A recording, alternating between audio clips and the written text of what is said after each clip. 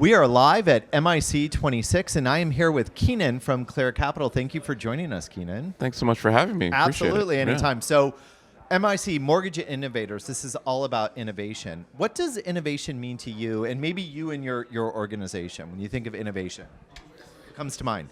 I mean, innovation is very much at the center of what we do. I mean, it's actually why we exist as a company. I think we started in the space as bringing technology to the property valuation space. At the time when we started, I think the innovation that was in the industry was fax machines.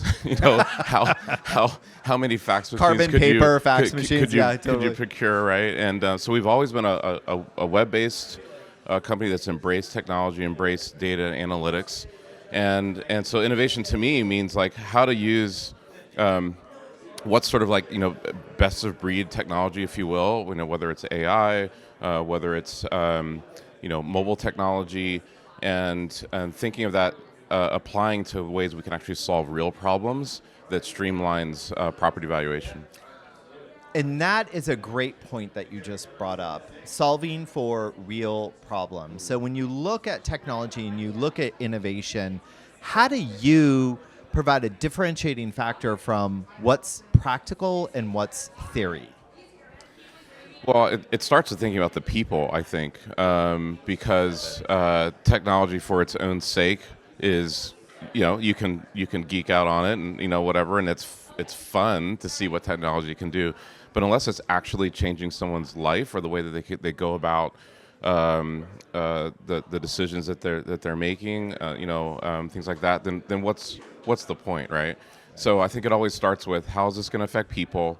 What are the best tools to do that? And then how do you measure to outcome, right, and results? And like for us, it's things like like last year we saved borrowers $13 million because of using technology in the appraisal in the appraisal space to provide data collections as opposed to just going straight to traditional appraisals. That's real dollars. That's a big number, right? And to help make loans more affordable.